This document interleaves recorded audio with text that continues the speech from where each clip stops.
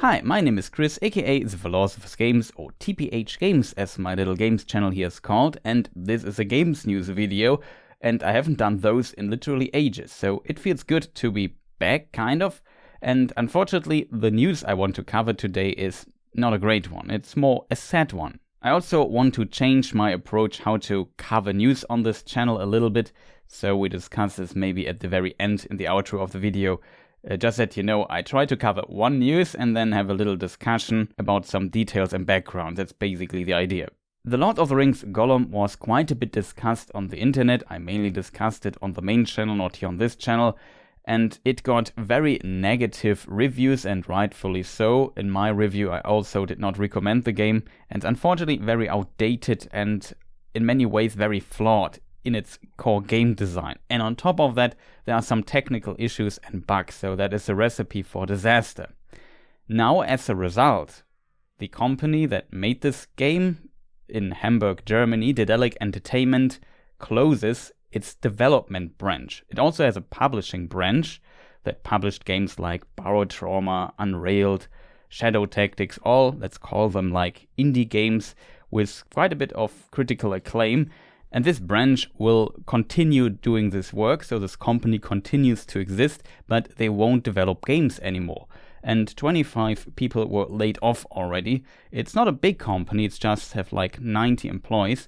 So that is very unfortunate. It's always sad to hear that people lose their job because the game didn't work out in the end. It was not like the company did too well in the past, especially the development part. They are known when it comes to game development for some pretty great point-and-click adventures that they made, like the Deponia series and so on. Those also are critically acclaimed games. Unfortunately, the people who made those point-and-click adventures, at least some of the leads, are not in the company anymore and left some years ago. Unfortunately, their last few point-and-click adventures didn't sell too well, even though some of them, like Ken Follett's The Pillars of the Earth, were also positively reviewed and kind of praised, especially by people who knew the novel. But it did not sell well, and this put the company under a lot of pressure. And so they got the Lord of the Rings license, and I think in an interview some years ago they said they were also surprised that they could get the license at all. It was a license for using the contents of the Lord of the Rings and the Hobbit book, but they had not access to, let's say, the designs and so on of the Peter Jackson films. And then they decided to try something new and make the Gollum game, leave their old point-and-click roots because they weren't working anymore. Maybe point-and-click adventures aren't currently trending in any way, are too niche. So I think it's not a stupid idea to maybe go into a different genre. Long story short, this did not work out. The Gollum game flopped as well, and the consequence is now that they have to close their development branch. The whole story kind of reminds me of the Japanese developer Square in the mid to late 80s, just without the happy end. They are now known as Square Enix, you probably have heard of them, and in the, 85, 87, they were in a lot of trouble and financial trouble and decided to make one last game, which you probably also have heard about, Final Fantasy. And this game became a huge success and a series started of it, and just recently Final Fantasy 16 got released and was a huge commercially and critical success. So it can also go into this direction. I think Square back in the day was also not known for their RPGs, to be honest. I think it was more inspired by, ironically, another company from Japan that made RPGs called Enix. So it kind of went full circle there, or later when both companies fused together. Unfortunately, Daedalic Entertainment could not make the same comeback now, and that is very sad to see, especially from my perspective as a German. Germany is kind of a strange country. It's like, I think, the 5th biggest gaming market on the planet, but it has one of the smallest gaming industries in comparison. So there's a huge contrast in how big the market is and how small the German gaming industry is in relation to that. It's kind of weird. The reason for this is that, for example, politics and media for quite some, like for almost a decade, sabotaged the gaming industry in Germany quite a bit. There was never much state funding, and this only changed recently. And this now ties also a bit to Daedalic Entertainment, because they got government funding for their next game, also using the Lord of the Rings license, which now got cancelled. So just to give you a little bit of context, it's a small company in a very difficult environment for game development. Germany is not known as a big game development country. It's very sad to see one of the few companies in Germany stopping developing games again. It's definitely a problem. I think currently in Germany we see more indie development, and there are definitely some really good ones coming from here. Like some of the games I mentioned published by Daedalic Entertainment itself. For example, Shadow Tactics is also made in Germany.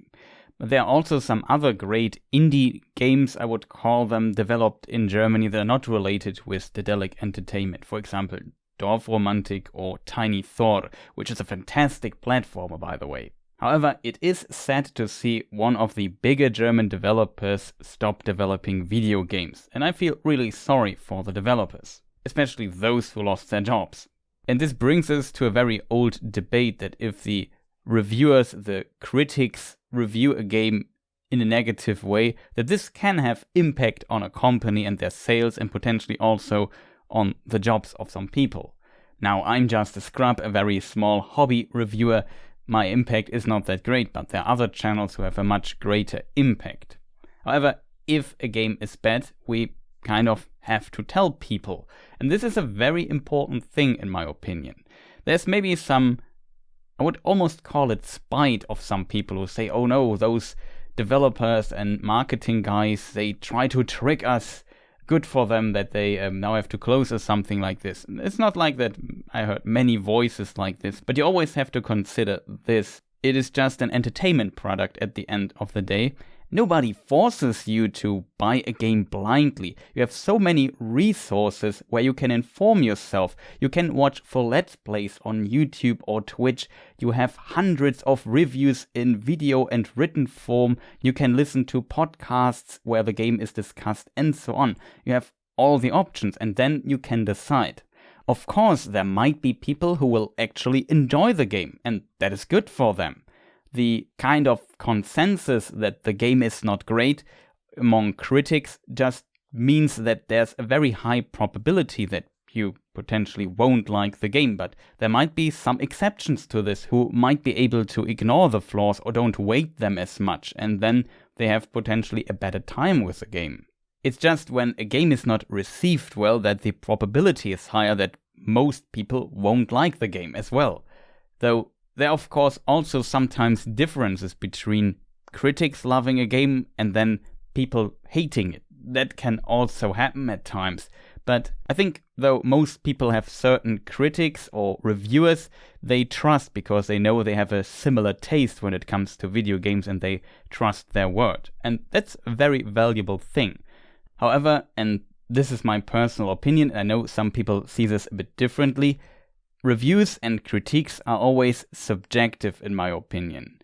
Though the good ones try to be objective, and the good ones also are good at showing the facts, so it's easy to extract for the reader or the viewer what is a fact, what is a more objective analysis, and what is the personal opinion of the reviewer. And then at the end of a review, the reviewer has to weight these different points he made and comes to a conclusion out of this. And this process of putting a certain weight to each point and coming to a conclusion is subjective in of itself, because it is based on the preferences of the reviewer. However, I think in a very good review, the reader or viewer can come to his own conclusion, even though his opinion or his conclusion at the end might be different from that of the reviewer. And believe me, that is very difficult to do in a review. Further, I think everything you review exists in kind of a context. The context of the Gollum game is it is on Steam and consoles and they want $50 or euros or whatever currency for it for the standard edition and 60 for the precious edition. I personally bought Tears of the Kingdom for 60 euros and the Gollum game for 60 euros as well. So when it comes just to price, those kind of compare. It would be a whole different story if this game would just cost 20 euros or 30, or if it would be like a free fan-made mod. This context always changes expectations and also perception and also kind of strictness when it comes to reviewing. Like, I don't expect perfect animations and no bugs in a fan-made mod. And some modders do a fantastic job putting the company who made the original game they modded to shame. So of course I would review a mod differently than a full price game and be less strict. I would also be less strict when I knew the company making a game, it's their first game and it's maybe a small company, maybe some indie developers. I would definitely be more generous, but also hint at the flaws. Just be more generous in the final conclusion, I guess, but maybe that's just me.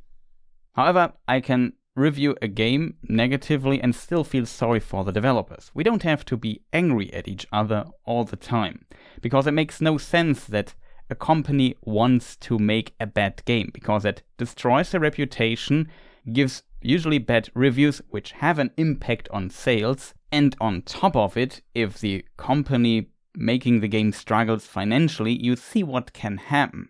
So seeing pure malice in the developers or Daedalic Entertainment is in my opinion a bit much. Of course, there are exceptions where I can understand why people are angry. For example, Cyberpunk 2077, a game I really like. Unfortunately, I'm also a bit angry at it because of the state it released in and all the flaws it had for such a long time and had to be patched out over the years. And now gets a final gigantic patch in a few months. In this case though, if we looked at the trailers for Cyberpunk 2077 and how they hyped the game, it looked like 12 out of 10. If we looked at the early trailers or the last trailers of The Lord of the Rings Gollum, come on people, be honest, it looked like a potential stinker already. It's not like they tried to deceive us here. I personally wanted to praise the Gollum game, but I could not, because it was simply not a great game. I would have loved to get another great Tolkien-related game and experience the adventures of Gollum, but unfortunately that didn't work out. And I feel sorry for the developers and hope that the people who got laid off also find new work. I also like to see how other game developers reached out to the Lord of the Rings Gollum team on Twitter and so on, and reported about their experience working on games that were also not critically well received, let's put it that way. So a nice gesture of encouragement here. Further, if we return to Cyberpunk 2077, it leaves the sour taste or impression that the game was pushed out in a still unfinished state because CD Projekt Red wanted those juicy last-gen sales. This does not have to be the full truth, but the impression is still there. As a result, the circumstances of both releases are vastly different. But still, CD Projekt sold for sure less copies than they would have hoped. On the other side, it was still a financial success. Hashtag don't pre-order games. Hashtag wait for reviews. And this brings us to the end of the video. If you liked it, please press the like button and leave a comment. Maybe even subscribe. As said, I wanted to experiment a bit with this kind of news format where I take a news where I feel like I have a lot to say about this and discuss some aspects and ideas here and there. Let me know in the comments if you liked it or if it maybe was a bit too preachy, if that makes sense. I would definitely appreciate feedback quite a bit. Thank you for watching. I will link related articles down in the description. The main source for this news is in German though, so maybe use Google Translate or something. Content-wise, maybe check my Gollum review on the main channel, and there are also 2 Let's Play episodes for the Gollum game if you're interested in that. Also, here on this channel I recently released a video about what will be new in the upcoming Cyberpunk 2077 expansion called Phantom Liberty. So I will also link some of these videos in the description or just check the channel here. Further, I plan on maybe doing 2 more Cyberpunk videos. One checking out the path tracing options in Cyberpunk, though I'm a bit late on this, to be fair, and I want to do a mod showcase video showing some great Cyberpunk mods and what you can do currently in the game. Mods are also working again in Cyberpunk after the hot fix, which annoyed a lot of modders. Further, I also stream on Twitch, maybe check that out. I'm also on Twitter and stuff if you want to get updates or so. Feel free to check all the stuff out. It's all linked in the description, you know the drill. Huge shoutouts and thanks to all my supporters who support me in all the different ways that it's possible, like subscriptions, memberships here on the channel, writing comments, pressing the like button, subscribing, recommending me to others, you know, all that stuff. I appreciate it a lot. I would say thank you for watching again. See you next time. Goodbye.